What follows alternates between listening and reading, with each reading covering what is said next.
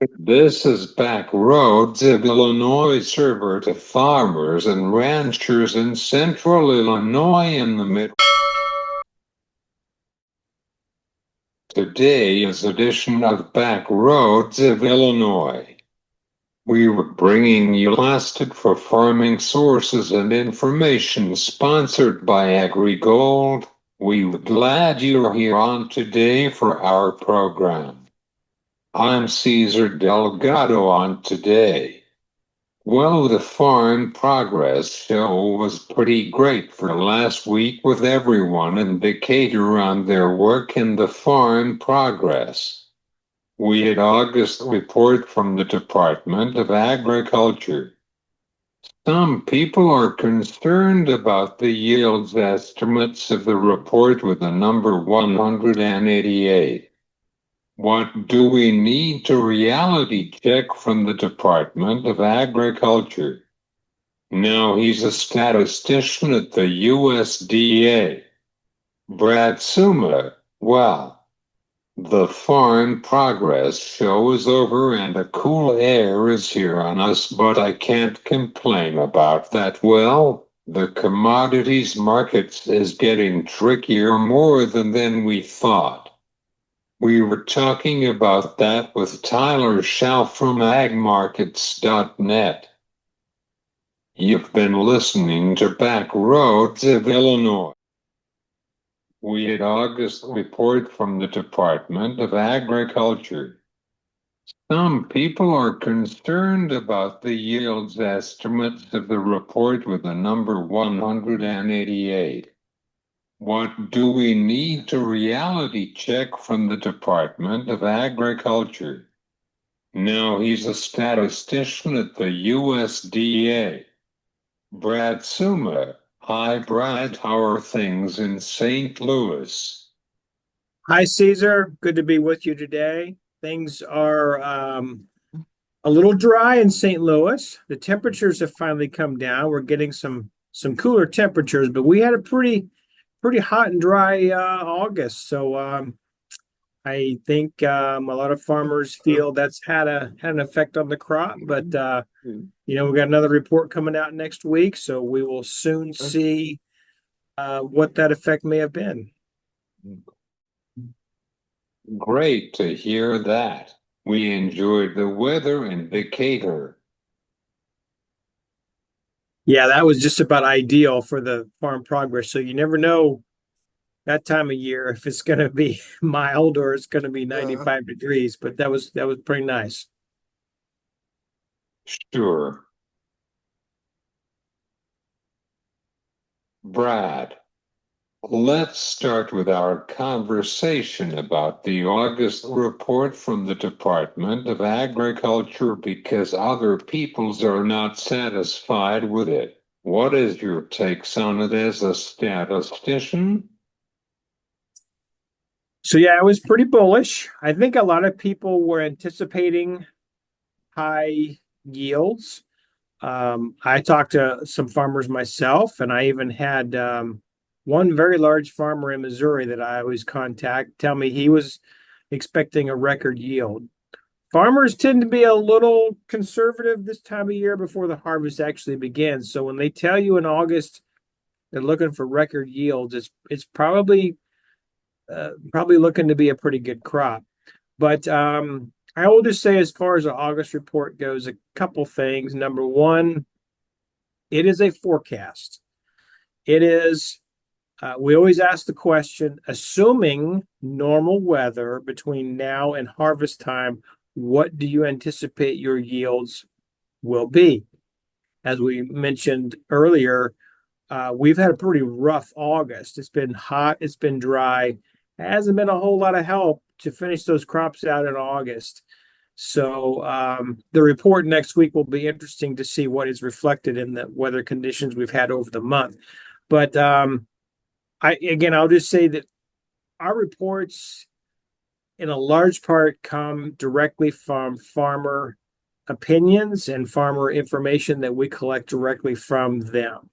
We contacted thousands of farmers across the states, the corn producing states, for August. When we asked them that question, what do you anticipate Mm, your yield will be, assuming you get normal weather conditions between now and harvest time? And that's the number that we came up with. Now the acreage went up a little bit for corn because we have some FSA program data that we look to. We know that the vast majority of major row crop producers are signed up in FSA programs. So when that data starts coming out in the early fall, we have to make sure that our acreage numbers are close to that program data because we know that's really a very, very good source of acreage. So that's why the acreage went up, and that's why we set the yield at the 188 that we did. Again, been a pretty dry and hot August, so we'll see what happens with the next when the next report comes out. But it's kind of like the football game. I'm planning to go to a game Friday night, Caesar, and right now it's supposed to be cloudy, 77 degrees. mm, But who knows what it's going to be when I go to mm, the game Friday? It could be warmer, it could be colder, it could be pouring rain. But given the conditions right now, that's what it's looking like to be Friday. mm. And when we did that survey in August, that's what things were looking like for the yield and production. But again, things can change. Are you concerned about the numbers in the report because people are not satisfied with it? Well, I will just say there's always people who think we're off. Usually it's people who think we're too high because sometimes that can affect the price of the commodity. We can't really set any one number that's going to make everybody happy. So it just kind of goes with the territory. But again, I just emphasize, we talk to farmers, we use satellite imagery, we use FSA data. We're starting our objective yield program this month where we send reporters out directly into fields and we look at plants and we start testing the grain for moisture and grain weight and all kinds of things. So we're throwing everything we have at it to get the best number that we can. And so hopefully, people will understand the next number that comes out and hopefully appreciate it a little more. Of course. How is the crop condition in Missouri? Well, it looked really good a month ago. Like I said, we got very little rain throughout the month of August, and I've also heard about some rust that is a problem in a few areas. So I think it's still going to be a top crop, a top 10 crop is my prediction, and I don't have any inside information to base it on, just based on my experience with NAS and what I'm seeing out there. But uh, I think the condition corn was ahead of pace of soybeans. I think the soybeans could be affected even more than the corn from the dry weather in August. But I think it's still a good crop, but maybe not quite as good as what we were looking at a month ago. It's my final thought. What is your final thoughts about this crop for this growing season, or just some advice on the corn estimate? Yeah, well, again, harvest. I saw a lot of corn turning on my way to Decatur last week, so I anticipate harvest beginning soon. And that's when we'll really start to find out what kind of crop we got this year. And it's always an interesting time of year because you need it to be when harvest begins, you obviously need it to be dry enough to get the harvesters through the field and get the crop harvested. But you need enough moisture to keep the Mississippi River flowing because such a huge percent of the grain goes down the Mississippi River on a barge. And if it gets too dry, the water gets too low, and they got a Corps of Engineer has to dredge it out. And so it's kind of a very delicate balance between you need good enough weather to get the crop out of the field, but you need enough rainfall to keep the Mississippi flowing. And right now, it looks like I just drove across the Missouri River recently. It looks like it's down pretty low right now. I'm guessing they wouldn't mind a little more rain to keep the river traffic going. But no, it's an exciting time, and we look forward to seeing exactly what's out there and seeing what the farmers bring in the harvest. Yeah, it's need rains in the Mississippi.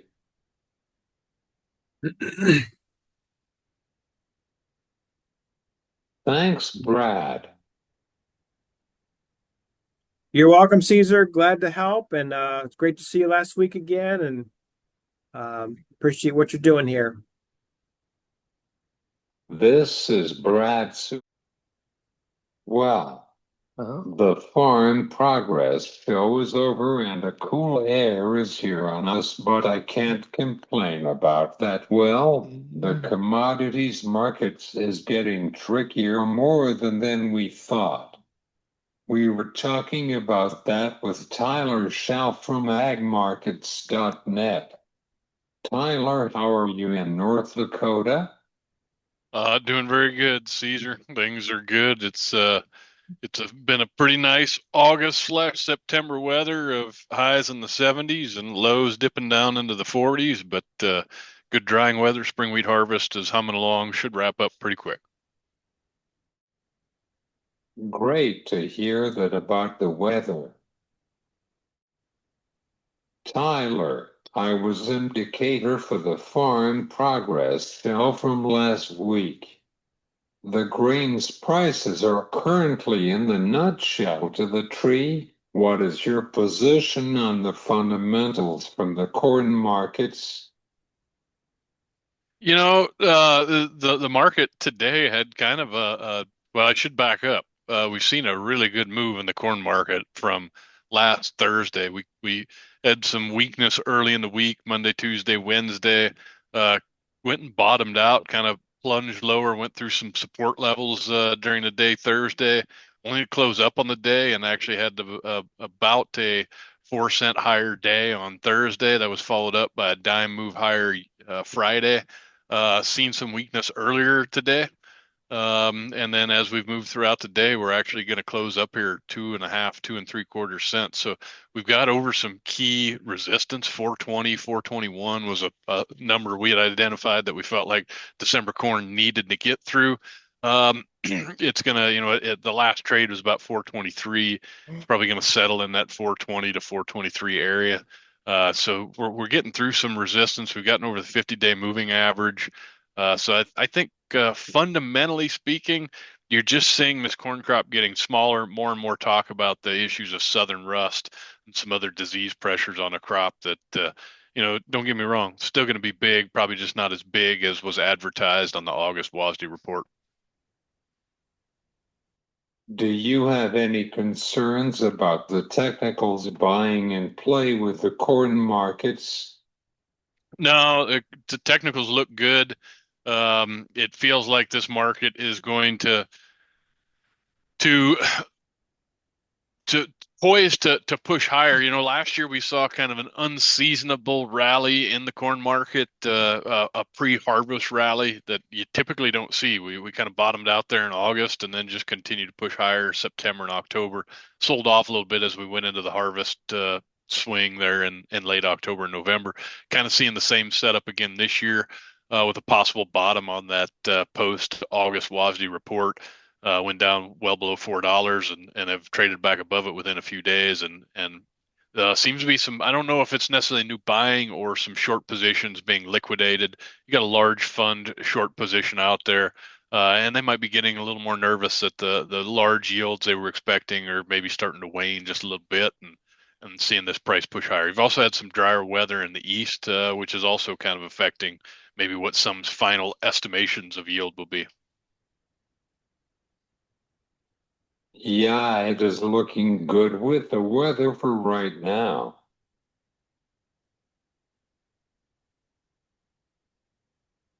Do you have any concerns about the trade and the economic downturn and the grains with cheaper prices for the future? Well, I mean, it's not a good look. I would say, that there's some concerns always out there on macroeconomics. The macroeconomy is, the Dow Jones, the S&P have kind of stalled out a little bit here. We're under a little bit of a pressure today. We had a big move higher a week ago, and now we've kind of stalled out, maybe pushing a little bit lower.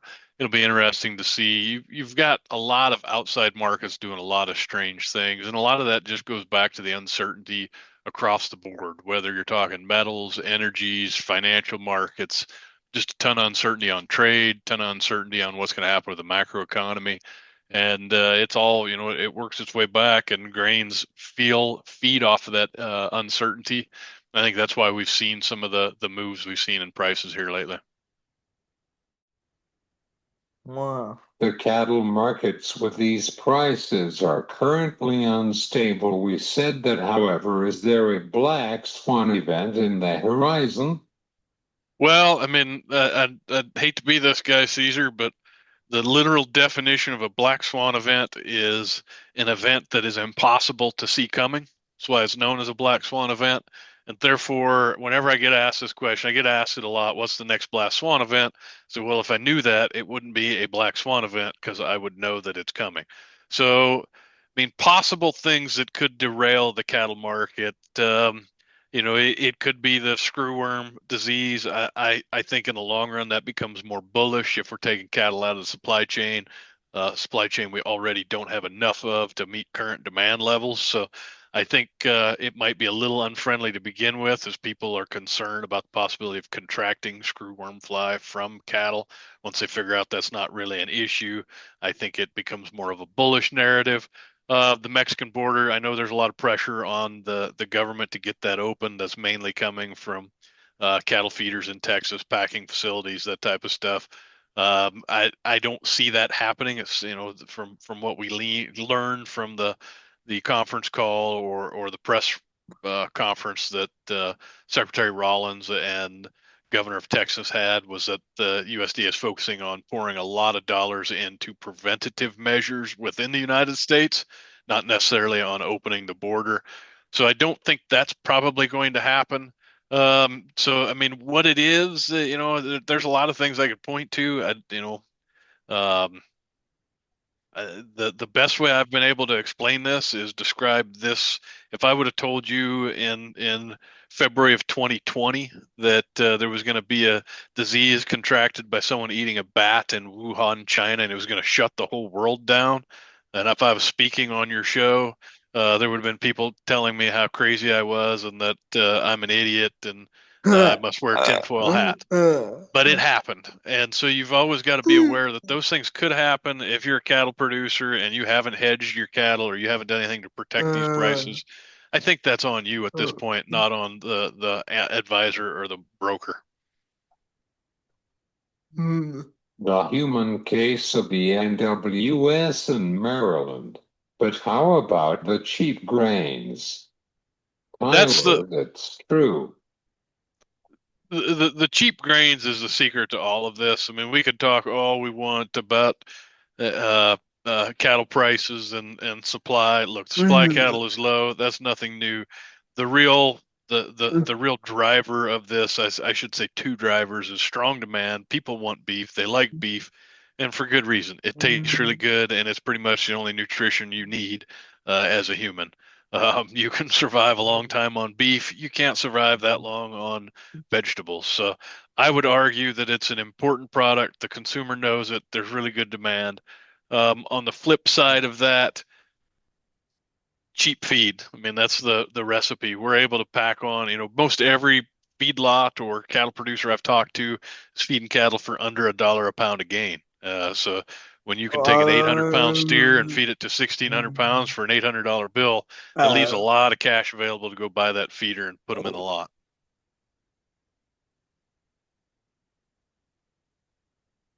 Of course, it's my favorite food is steak. It's good to know. I like you even more, Caesar. Do you have any final thoughts about the grains quarterly report on the end of the month? Oh man, that's the end of the month. I hadn't even thought about what happens at the end of this week, Caesar. We'll find some more information. I guess what it will tell us is, one of the things that's been a little troubling or that we've struggled with is we've got a carry out on old crop corn down below 1.4 billion bushels, and it sure feels like when we have carryouts that low, price should be much higher. We've hovered, been below $4 on September corn for quite a while. And so the question is that 1.4 billion bushel mark close? And as we get those quarterly stocks reports, we'll find out if we were using enough or if maybe there were a few more bushels than we realized. Yeah, that's fast. Thanks, Tyler. Oh, by the way, are you ready for the Bears on Monday night at the Vikings? Man, I have been a Chicago Bear fan since 1985 when I was Walter Payton as for Halloween, and all they have done is disappoint me since 1985. So I've kind of given up on the Bears. Sorry for all you Bears fans, but I'll probably at least tune in and watch a few minutes of the game. Me too.